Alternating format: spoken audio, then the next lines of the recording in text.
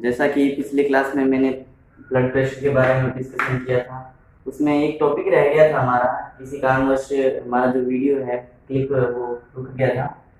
उस टॉपिक के अंदर मैंने short term blood pressure regulation के बारे में डिस्कशन कर लिया था। अब आज हम long term blood pressure regulation system है उसके बारे में डिस्कशन करेंगे। तो मैंने ऑलरेडी बात की थी मैंने कि long term blood regulation system के अंदर कौन कौन से पार्ट आते हैं, तो देख लीजिए इसके अंदर एक बार और से। लॉन्ग टर्म बीपी रेगुलेशन, देखिए लॉन्ग टर्म बीपी रेगुलेशन के अंदर 3 प्रोसेस होते हैं। फर्स्ट वन होता है रास।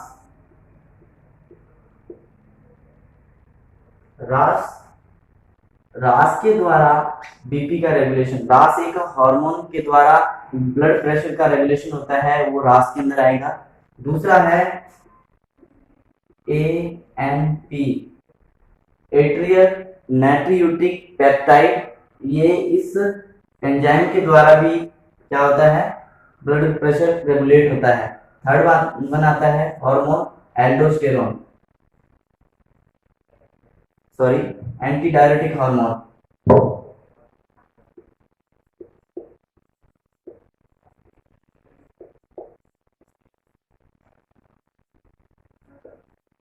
ठीक है, मैंने 3 प्रोसेस के बारे में इसमें डिस्कशन करना है।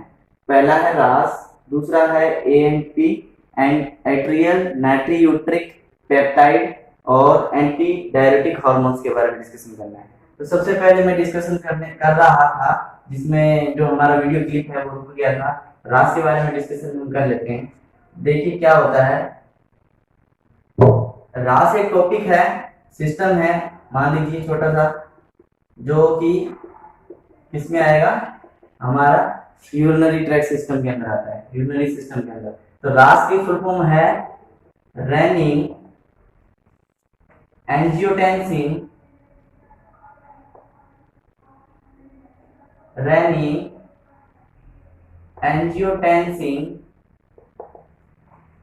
Aldosterone system. क्या है, रेनिन एंजियोटेंसिन एल्डोस्टेरोन सिस्टम। होता क्या है, रेनिन एंजियोटेंसिन, जो आपने नेफ्रॉन के बारे में सुना होगा,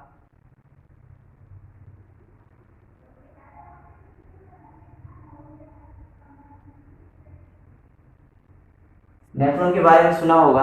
नेफ्रॉन में 2 आर्टरी जो ग्लोमेरुलर पार्ट के अंदर आके मिलती है, एक जाल बनाती है, एक गुच्छा बनाती है, जिसे क्या बोलते हैं, ग्लोमेरुलर पार्ट बोलते हैं।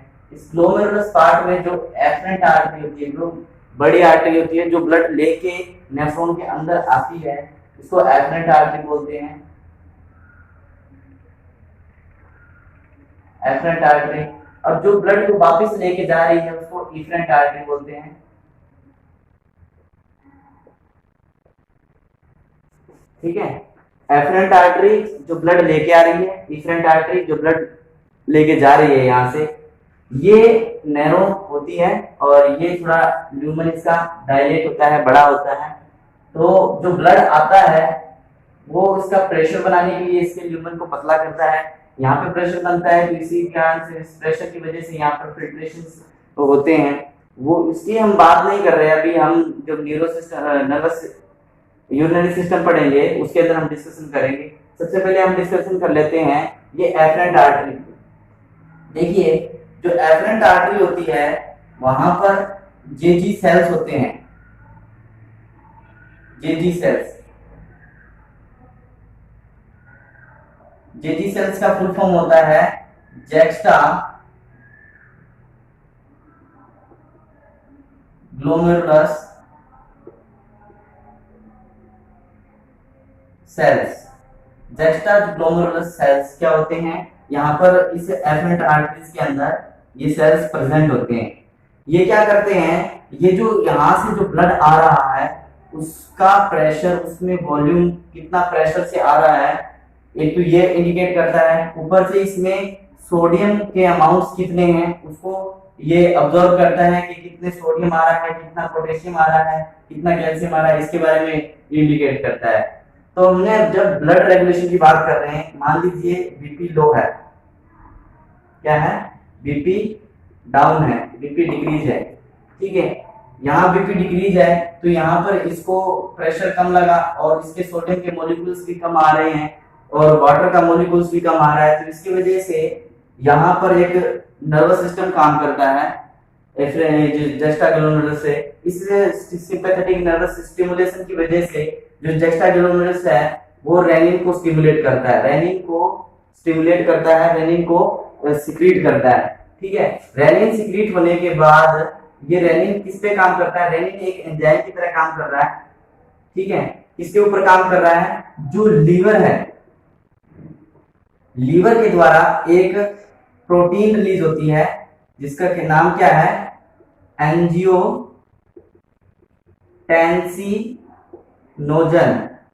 क्या नाम है, एंजियोटेंसिनोजन। ये लीवर एक ये एंजाइम रिलीज करता है, ठीक है, और ये एंजाइम जो मतलब ये प्रोटीन रिलीज किए इसने, प्रोटीन है ये, प्रोटीन रिलीज करता है, ये एक एंजाइम की तरह इसके ऊपर काम करता है, तो ये एंजियोटेंसिनोजन को एंजियोटेंसिन फर्स्ट में कन्वर्ट कर देता है,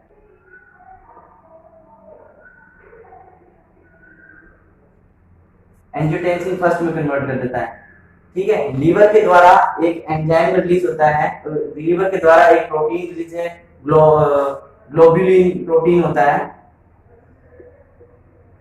ये ग्लोबुलिन प्रोटीन है, ठीक है। ये ग्लोबुलिन प्रोटीन एंजियोटेंसिनोजन रिलीज होता है, इस रेनिन के द्वारा ये कन्वर्ट होता है एंजियोटेंसिन फर्स्ट के अंदर, जो क्या काम करता है, ये आगे जाकर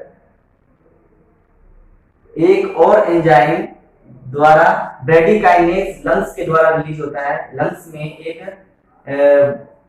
ब्रेडिकाइनेज, ये एक एंजाइम रिलीज होता है, ब्रेडिकाइनेज एंजाइम नहीं होता है, ब्रेडिकाइनेज से एक एंजाइम रिलीज होता है ACE। ACE क्या होता है, एंजियोटेंसिन कन्वर्टिंग एंजाइम, ब्रेडिकाइनेज से एंजियोटेंसिन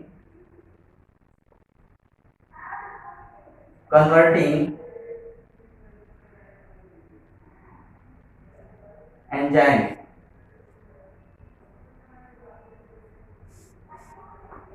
ठीक है।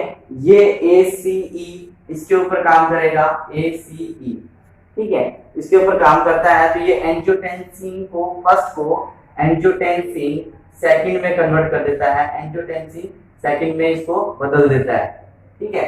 अब ये एंजियोटेंसिन सेकंड है, इसका क्या काम होता है, ये इसका एक बहुत अच्छा इफेक्ट है, ये क्या करता है, सोडियम का रीएब्जॉर्प्शन करता है, सोडियम का रीएब्जॉर्प्शन करता है। साथ ही साथ जब एंजियोटेंसिन एक और एंजाइम के द्वारा कन्वर्ट होता है, एंजियोटेंसिन एक एंजाइम है एल्डोस्टेरोनेज, सॉरी एंजियोटेंसिनेज,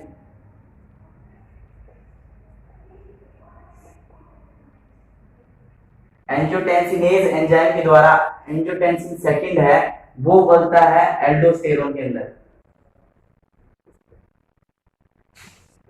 और ये एल्डोस्टेरोन क्या करता है, वाटर का रिटेंशन करता है, वाटर का रिटेंशन करता है, और ये दोनों ही प्रोसेस क्या करते हैं, ब्लड के वॉल्यूम को इंक्रीज कर देते हैं, इसके ब्लड वॉल्यूम को इंक्रीज करते हैं। और इसी के साथ में एक प्रोसेस और होती है, इसी में ही होता है, ब्लड वेसल्स का क्या करते हैं, ब्लड वेसल्स को कॉन्स्ट्रिक्ट करते हैं,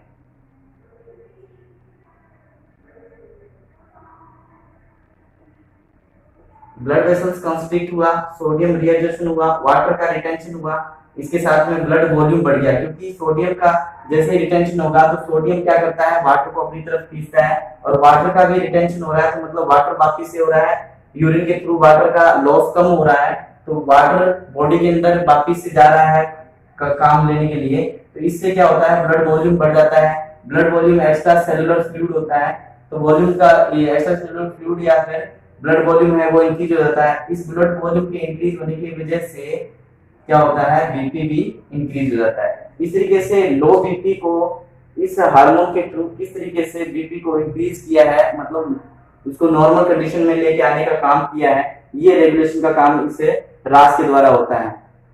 ठीक है, अब हम सेकंड चीज के बारे में डिस्कशन कर लेते हैं इसमें।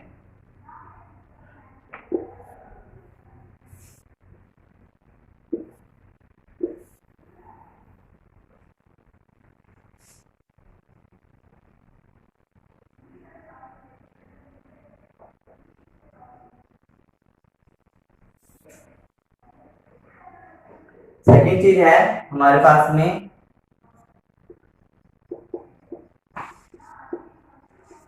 Atrial नाइट्रियूट्रिक peptide. एट्रियल नाइट्रियूट्रिक पेप्टाइड ये भी एक एंजाइम और एक हार्मोन की तरह वर्क करता है। क्या करता है ये, जैसे कि बीपी इंक्रीज हुई, ठीक है, बीपी इंक्रीज होने की वजह से जो ब्लड का वॉल्यूम है वो भी ज्यादा प्रेशर से इंक्रीज होने लग गया, ब्लड वॉल्यूम इंक्रीज होने लग गया। ठीक है, इसकी वजह से जो एट्रियल है, एट्रियम जो हार्ट का जो राइट एट्रियम होता है, इसमें सारा ब्लड आगे गिरता है सुपीरियर वेना के बाद, इंफीरियर वेना के बाद थ्रू। ठीक है, ये इसके अंदर आके गिरता है। तो इसमें जो आगे गिरा है जो ब्लड है उसका वॉल्यूम ज्यादा होने की वजह से जो एट्रियम है वो स्ट्रेच होने लगता है, उसकी वाल्व है वो स्ट्रेच होने लग जाती है। ठीक है, उसकी वाल्व स्ट्रेच होने की वजह से एक हार्मोन रिलीज होता है जिसे बोलते हैं एट्रियल नाइट्रियूट्रिक पेप्टाइड। ठीक है, एट्रियल नाइट्रियूट्रिक पेप्टाइड रिलीज होता है और इस पेप्टाइड के रिलीज होने की वजह से ये क्या करता है, सोडियम का एक्सक्रीशन इंक्रीज कर देता है। ठीक है, साथ ही साथ ये वाटर का रिटेंशन, वाटर का एक्सक्रीशन इसे भी इंक्रीज कर देता है। ठीक है, इसके साथ साथ में ब्लड वेसल्स है उसका डायलेशन करता है। ठीक है, ब्लड वेसल डायलेट होगी तो वॉल्यूम की मात्रा ऑटोमेटिकली वॉल्यूम उसके औसत मान से यानी रेशियो के हिसाब से डिक्रीज हो जाएगी और डिक्रीज ब्लड वॉल्यूम की वजह से बीपी क्या होती है, फॉल होती है, बीपी कम हो जाती है। तो इंक्रीज बीपी से डिक्रीज बीपी किस तरीके से इसने किया है उस तरीके से समझ आ गया आपको। एक काम और करता है इसमें, जैसे सोडियम का इसने एक्सक्रीशन किया, साथ में पोटेशियम का भी ये क्या करता है, पोटेशियम को ये रीअपटेक करता है यानी रीअब्जॉर्प्शन, इसके एब्जॉर्प्शन को बढ़ा देता है। ठीक है, तो ये 3-4 काम इसके हो जाते हैं।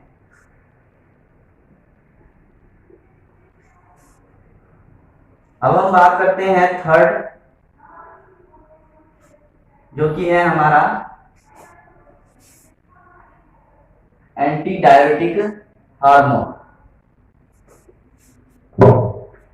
थर्ड वन है एंटी डाययूरेटिक हार्मोन, एडीएच। देखिए ये हार्मोन एक्चुअली ये रिलीज होता है पोस्टीरियर पिट्यूटरी से।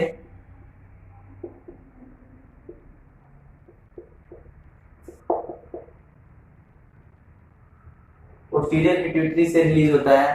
पिट्यूटरी के 2 पार्ट होते हैं। जब एनाटॉमी के अंदर हम जब ये ग्लैंड्स और एंडोक्राइन सिस्टम पढ़ेंगे, उसके अंदर हम पिट्यूटरी की बात भी करेंगे। तो पोस्टीरियर पिट्यूटरी से एक हार्मोन रिलीज होता है जिसका नाम है एडीएच। ठीक है, एडीएच मतलब एंटी डायरेटिक हार्मोन। दूसरा एक और चीज रिलीज होती है, उसको बोलते हैं ऑक्सीटोसिन।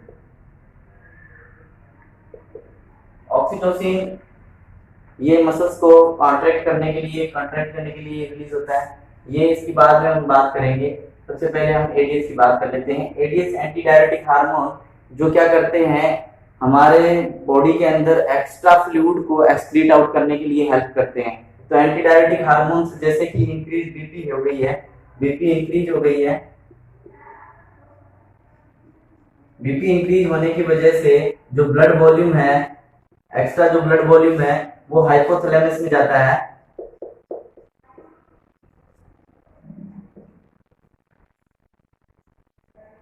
हाइपोथैलेमस में जाता है। हाइपोथैलेमस से एक एडीएच रिलीजिंग हार्मोन रिलीज होता है।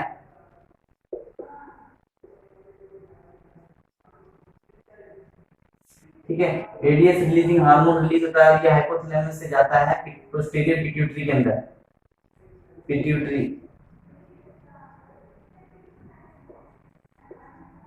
पिट्यूटरी ग्लैंड में जाता है और ये पिट्यूटरी ग्लैंड से एडीएच हार्मोन को रिलीज करता है और ये एडीएच हार्मोन जाके क्या करता है, ये काम सीधा करता है किडनी के ऊपर।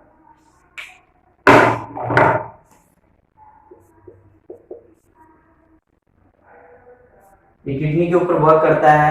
किडनी से जो वाटर है, ओनली फॉर वाटर, इसको एक्सक्रीट आउट करता है। इसका ये काम होता है। इससे क्या होता है, ब्लड वॉल्यूम, जो ब्लड वॉल्यूम है वो डिक्रीज हो जाता है और इससे बीपी का जो नॉर्मल बीपी है वो भी क्या होती है, कम हो जाती है। इंक्रीज बीपी से डिक्रीज बीपी की ओर। ठीक है, इस तरीके से मैंने ये जो हमारा जो टॉपिक था ब्लड रेगुलेशन, बीपी और ब्लड प्रेशर रेगुलेटरी सिस्टम इस तरीके से वर्क करता है, ये मैंने आपको समझाया। आई होप आपको ब्लड प्रेशर के बारे में डिस्कशन करने में आपको अच्छा अनुभव हुआ होगा। और इसमें कोई भी अगर आपको डाउट फील हो रहा है तो मुझे कमेंट सेक्शन में जरूर पूछें, मैं आपके डाउट को जरूर क्लियर करूंगा। Okay, thank you so much class.